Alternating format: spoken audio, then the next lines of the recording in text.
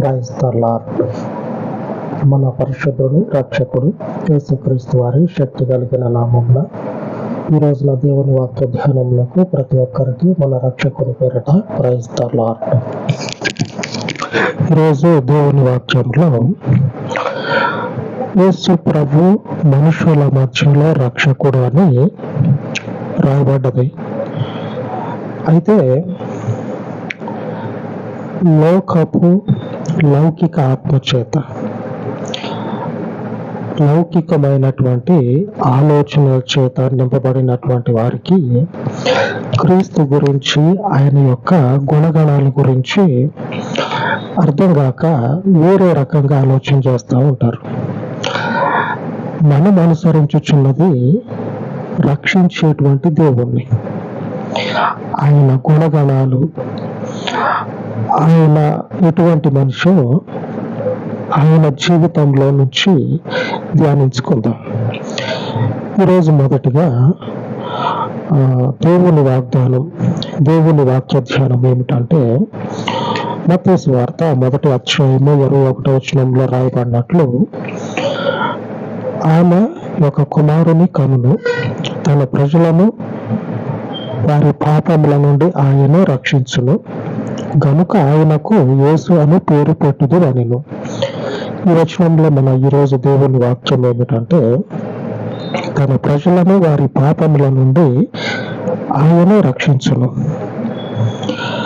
బాగానే ఉంది, వినటానికి వచనం బాగానే ఉంది. అయితే ఈ లోకంలో ఉన్నటువంటి జ్ఞానం ఉంటుంది కదా, ఏదైనా సరే కావచ్చు, పుస్తకాలు చదువుకున్నదో లేకపోతే దేవుని విరోధుల చేత మనకి ఎత్తినటువంటి ఆలోచన అయినా కావచ్చు, ఏదైనా సరే. వీళ్ళు అనుకునేది ఏంటంటే అదొక చెత్త, అదొక వ్యర్థం, అదొక మతం అని చెప్పినని అనుకుంటా ఉంటారు. నిజానికి అటువంటిది ఏమన్నా ఉంటే క్రీస్తు జీవితంలో నుంచి బయటికి రావాలి కదా. మనం అనుసరించింది రక్షకుడిని, మనము కలిగి ఉన్నది మన జీవితంలో క్రీస్తుని అనగా రక్షకుడిని. మరి ఆ రక్షకుని జీవితంలో లౌకిక పరమైన ఆలోచనలు కలిగినటువంటి మనుషులకు ఉండే ఆలోచన ఆయన జీవితంలో కనపడాలి. ఆయన జీవితంలో అది ఎక్కడ కూడా లేదు. లేకపోగా ఆయన ఏమని చెప్తా ఉన్నాడంటే, క్రీస్తు ఏమని చెప్తా ఉన్నాడంటే, పాత నిబంధన కాలంలో దేవుని యొక్క ప్రజలకి దేవుడు ఏ రీతిగా ఆ ప్రజల మధ్యలో తనను ప్రత్యక్షపరుచుకొని ఆ ప్రజలని ఆ కఠినమైనటువంటి పనులలో నుంచి వారికి విముక్తినిచ్చిండో కనపడతా ఉంది. అంతే కదా. మనం ఒకరి చేతి కింద ఉన్నాం, పని చేస్తూ ఉన్నాం.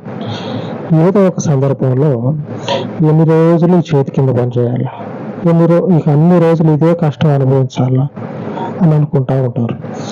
దేవుడు తన ప్రజలని దాసత్వం నుంచి విడిపిస్తాడు, కఠినమైనటువంటి ఆ కష్టాల నుంచి బయటికి తెస్తాడు. అప్పుడు మీరేం చేయాలంటే, ఈయన రక్షకుడా భక్షకుడా అనేది గుర్తించాలి. రక్షకుడు అయితే తన ప్రజలకి మేలు చేయటం కొరకు ఏదైనా చేస్తాడు. ఆయన ప్రజలు ఆయనకు ముఖ్యం. శ్రమ పెట్టేటువంటి వాడు కాదుగా. శ్రమ పెట్టేటువంటి వాడు ఎప్పుడైనా సరే, ఒకసారి కాకపోతే ఒకసారి అయినా సరే, ఆ మనిషి చేతి కింద పనిచేసేటువంటి వారికి దయ, జాలి అనేది చూపించాలి. అది చూపించకపోగా అంతకంతకు కుయుక్తిగా నడుచుకున్నాడు అని రాయబడ్డది. కఠినమైనటువంటి దాసత్వంలో ఉన్న ప్రజలకి అంత కష్టపడి పనిచేస్తే వాళ్ళకి బహుమానంగా వచ్చింది ఏంటంటే, కుయుక్తిగా ఆ ప్రజలకి హాని తలపెట్టే విధంగా అక్కడ ఉన్నటువంటి యజమానులు చర్యలు తీసుకున్నట్టు కనపడతా ఉంది. ఎంతవరకు సమంజసం అది మనం ఆలోచన చేస్తే, ఇప్పుడు లౌకికంగా ఉన్నారు, లోకంలో ఉన్నటువంటి ఈ వ్యర్థమైన ఆలోచనలు అన్నీ పెట్టుకొని క్రీస్తు మీదకి, ఆయన ప్రజల మీదకి లభిస్తూ ఉన్నారు. అయితే ఈ క్రీస్తుని కలిగినటువంటి జీవితాలు సంఘానికి, ప్రజలకి దారి చూపేటువంటి వాళ్ళుగానే ఉన్నారు, కానీ హాని తలపెట్టేటువంటి వాళ్ళుగా అయితే మాత్రం ఎక్కడ కూడా లేనే లేరు, ఉండరు కూడా. క్రీస్తుని కలిగిన వాళ్ళు అయితే ఆ పేరు చెప్పుకొని మోసాలు చేసేటువంటి వాళ్ళు కూడా ఉన్నారు. నాకు ఎదురుపడ్డారు, నేను మోసపోయా. అయితే భయంకరమైనటువంటి పరిస్థితుల్లో నుంచి ఆయన యందు యథార్థంగా ఎవరైతే ఉంటారో వారిని ఆయన విడిపిస్తాడు. యథార్థంగా ఉండేటువంటి వారిని. ఆ బ్యాచ్తో కలిసిపోయారు అనుకోండి, విడిపించడు. వాళ్ళతోట కలిసిపోయాను అనుకోండి, దేవుని పేరు చెప్పుకొని తెగబడతారు చూడండి, వాళ్ళతో కలిసిపోయినాం అనుకోండి, దేవుడు మనల్ని విడిపించడానికి అవకాశం అనేది ఉండదు. వారి మధ్యలో నుంచి బయటికి రావటం కొరకు మనము దేవుణ్ణి, క్రీస్తుని మనపూర్వకంగా అనుసరించినాం అనుకోండి, ఆయన చేతిని చాపుతాడు కాపాడటం కొరకు ఆయన చేతిని చాపుతాడు. ఈ ప్రజల మధ్యలో ఉన్నటువంటి అనేకులు క్రీస్తు గురించి వ్యర్థంగా మాట్లాడుతూ ఉంటారు. నిజానికి క్రీస్తు చెప్తున్నటువంటి మాట ఏంటంటే, ఆయన జీవితంలో మనుషులకి హాని అనేది కలగజేయకపోగా ఆ మనుషులనే కాపాడటం కొరకు ఏం చెప్తా ఉన్నాడో చూడండి. మత్తయి సువార్త 7వ అధ్యాయము 20వ వచనం. మత్తయి సువార్త 7వ అధ్యాయం 20వ వచనం. కాబట్టి మీరు వారి ఫలముల వలన వారిని తెలుసుకొందురు. మీరేం చేస్తారంటే, యేసు ప్రభు అని చెప్పుకున్నటువంటి వాళ్ళు వాళ్ళ జీవితంలో వారు ఎటువంటి ఫలమును ఫలిస్తూ ఉన్నారు అంటే, వారి జీవితము చూడటానికి క్రమశిక్షణ కలిగి ఉందా, క్రీస్తు క్రమశిక్షణ కలిగి ఉందా, వీళ్ళు దేవుని మనుషులే అని నమ్మొచ్చు. ఒక క్రమశిక్షణ లేకుండా క్రీస్తు వాక్యానికి విరోధంగా ఉందా, వారి ఫలముల వలన మీరు వారిని తెలుసుకుంటారు. దేవుణ్ణి కూడా ఆయన జీవితంలో ఆయన చేసినటువంటి పనులను బట్టి ఐడెంటిఫై చేయవచ్చు, గుర్తించవచ్చు. ఈయన రక్షకుడే అని గుర్తించవచ్చు. రక్షకుడు కాదు అని చెప్పటానికి ఆయన మనుషులకు హాని తలపెట్టి సంఘంలో, ప్రజల మధ్యలో ఆయన చిచ్చుపెట్టి ప్రజల మధ్యలో సమాధానము, శాంతి లేకుండా చేస్తాడు అని చెప్పటానికి ఆధారమే లేదు.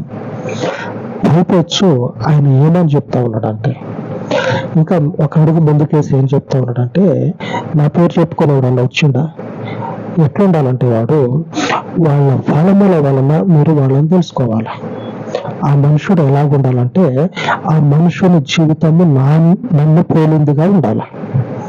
ఆ మనుషుని జీవితము నేను ఎలాగైతే మనుషులని రక్షిస్తూ ఉన్నానో, కఠినమైనటువంటి దాసత్వంలో నుంచి, కఠినమైనటువంటి వారి యొక్క ఉపద్రవాలలో నుంచి నేను మనుషులను ఏ రీతిగా విడిపిస్తూ ఉన్నాను, అదే రీతిగా నన్ను వెంబడించేటువంటి మనుషుడు కూడా మనుషులలో ఉన్నటువంటి పట్టబడినటువంటి వాళ్ళు ఉంటారు. ఏ సమస్యతోటైనా సరే కావచ్చు, వారిని రక్షించాలి. ఆమేన్. వాళ్ళని ఊపిలో నుంచి తాడేసి బయటికి లాగుతారు చూడండి, అట్లాగా క్రీస్తుని మధ్యవర్తిగా నిలిపి ఊపిలో ఉన్న వారిని బయటికి తీయాలి. క్రీస్తుని మధ్యలో పెట్టి, ఇదిగో ఈయన మనుషులకు రక్షకుడుగా ఉన్నాడు, ఈయన పేరు మీద మేము నిన్ను రక్షిస్తామని ఆయన పేరిట రక్షించాలి. కానీ మంచిగా భోజనాలన్నీ పెట్టుకొని ఆరగిస్తారు చూడండి, ముందు ఆరగించినట్లు అట్లాగా భక్షించేటువంటి స్థితిలో క్రీస్తును అనుసరించేటువంటి మనుషుడు ఉన్నాడు.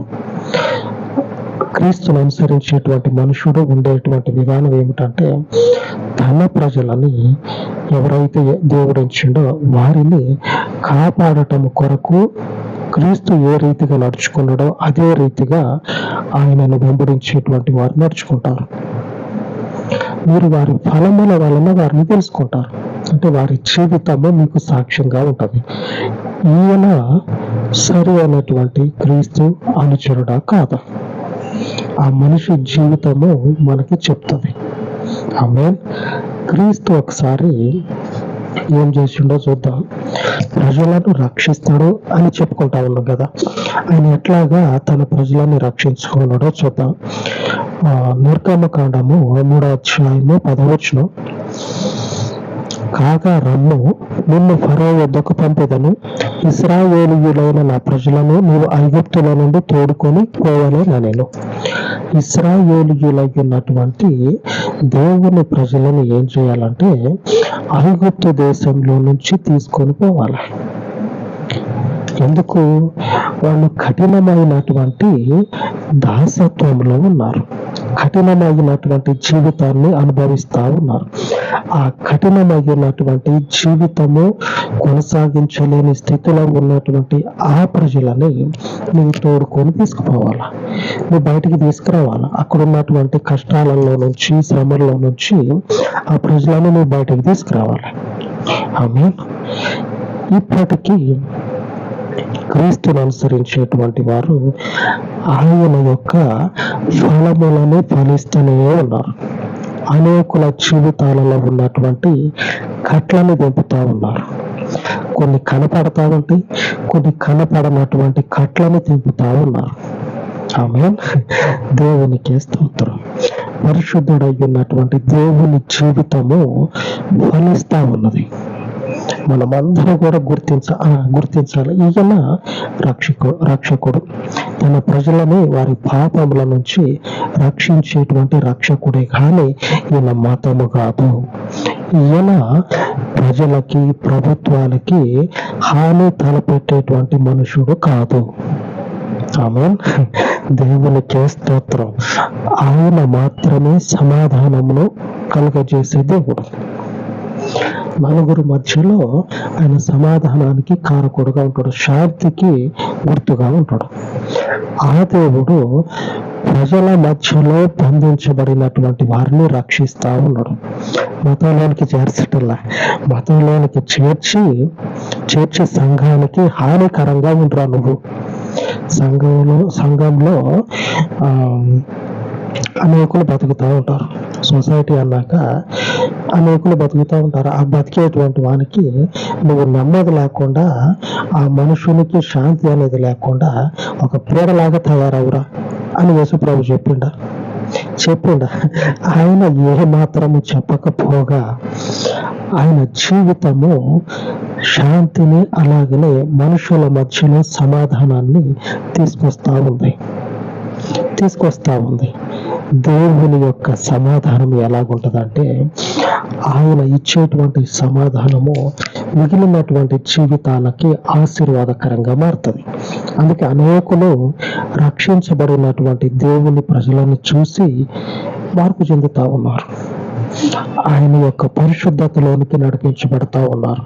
రక్షించబడిన తర్వాత అంతకు మునుపు సంఘాలకు, సొసైటీకి హానికరంగా ఉన్నటువంటి వాడు ఆ పాపపు జీవితం అంతటిని కూడా విడిచిపెట్టేసి క్రీస్తుతో నడవటం మొదలు పెడతా ఉన్నాడు. ఆమేన్.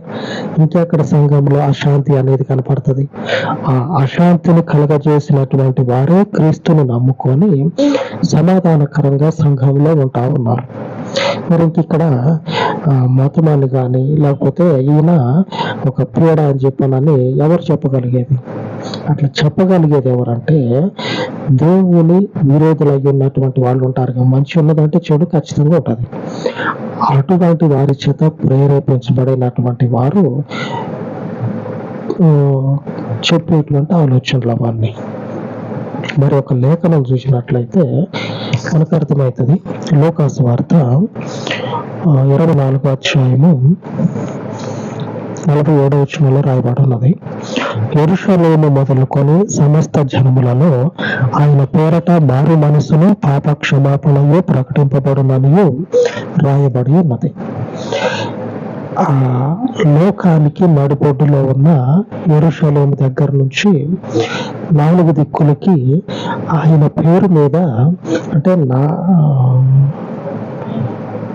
మనం ఇందాక చదువుకున్నట్లు వారి ఫలముల వలన మీరు వారిని తెలుసుకుంటారని చెప్పబడింది కదా. మారు మనస్సుయు పాప క్షమాపణ ఆయన పేరట కలుగుతుందని లోకమంతా కూడా ప్రకటింపబడుతుంది. ఆయన పేరట ఏం జరుగుతుందంటే పాప క్షమాపణ కలుగుతుంది. తన ప్రజలను ఆయన ఏం చేస్తాడంటే సంఘానికి హానికరంగా ఉన్నటువంటి వారి జీవితాలలో క్రీస్తు వాక్యము ఫలించటం వలన వాళ్ళు ఏమవుతా ఉన్నారంటే అదే సంఘానికి ఆశీర్వాదకరంగా మారుతా ఉన్నారు. ఆమేన్. దేవునికి స్తోత్రం. ఆయన ఏం చేస్తాడంటే క్రీస్తు రాక మునుపు తన ప్రజలని కష్టాల నుంచి వెలుపలికి తెచ్చిండు. క్రీస్తు వచ్చిన తర్వాత ఇప్పుడు కూడా ఆయా జనాలలో, ఆయా కులాలు, మతాలు, దేశాలు, జాతుల మధ్యలో తన ప్రజలుగా ఎంచబడినటువంటి వారు ఎవరైతే ఉన్నారో వారిని క్రీస్తు ద్వారా రక్షించుకుంటా ఉన్నాడు. మీరు గుర్తించాల, క్రీస్తు మనుషులు ఎవరంటే ఆయన పోలికగా ఎవరైతే ఉంటారో వారిని మీరు గుర్తించాల. ఆయన పోలికగా ఉండేటువంటి వారు మాత్రమే ఆయన ప్రజలు. ఆయన పేరు చెప్పుకునే వాళ్ళు ఆయన ప్రజలు కాదు, ఆయన పోలికగా ఉండాలి. ఊడిపడ్డాడు అని చెప్పని అంటారు చూడండి, అట్లాగా క్రీస్తులో నుంచి వచ్చినటువంటి మనుషుడైతే, క్రీస్తులో నుంచి వచ్చినటువంటి మనుషుడైతే ఆయన యొక్క గుణగణాలని అనుసరిస్తాడు. ఆయన పోలి జీవితాన్ని కట్టుకుంటా ఉంటాడు. అటువంటి మనుషులు క్రీస్తు వారై ఉంటారు. వారు సంఘంలో దేవుని యొక్క సమాధానాన్ని తీసుకొని వస్తారు. ఆమె ఆ పరిశుద్ధుడైన దేవునికి మహిమ కలుగును గాక. ఆ పరిశుద్ధుడైన దేవుడు ఇంకా ఆయన శక్తిని కనపరిచి అనేకుల మనోనేత్రాలు తెరవచేయును గాక. అలాగా ప్రార్థించుకుందాం.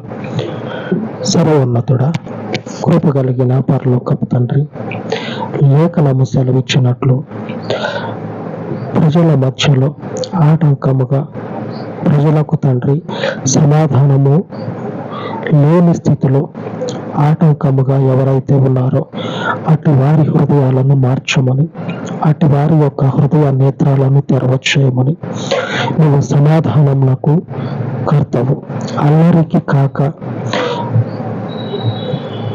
నీ పరిశుద్ధతను బట్టి ప్రజలందరి మధ్యలోనికి నీ పరలోకపు సమాధానమును తీసుకురమ్మని పరిశుద్ధాత్మ దేవుడు అయ్యున్న మీకు తండ్రి ఈ ప్రార్థన మనవులన్నిటిని కూడా ప్రతిష్ఠ చేయించు ఉండగా నీ కృప చొప్పున కనికర స్వరూపుడ నీ ప్రజలను వారి వారి అయ్యా పాపములో నుంచి, వారి బంధకాలలో నుంచి విడిపించి నీకు ఘనత వచ్చినట్లు, నిన్ను పోలి వారు నడుచుకున్నట్లు నీ కృప కలిగినటువంటి వాక్యమును, నీ కృప కలిగినటువంటి పరిశుద్ధాత్మను నీ ప్రజల మీద కుమ్మరింపచేసి దాసత్వంలో పాపములో ఉన్న వారిని, బంధింపబడినటువంటి వారిని తండ్రి మీ పేరట విడిపించి మీకు మహిమను తెచ్చుకున్నామని ఈ ప్రార్థన మనవులన్నిటిని కూడా యేసుక్రీస్తు దయగలిగిన నామమున ప్రార్థించి వేడుకొని చూడాను తండ్రి. ఆమేన్, ఆమేన్. మన పరిశుద్ధుడైన దేవుని కృప మనకు తోడై ఉండను గాక. ఆమేన్, ఆమేన్.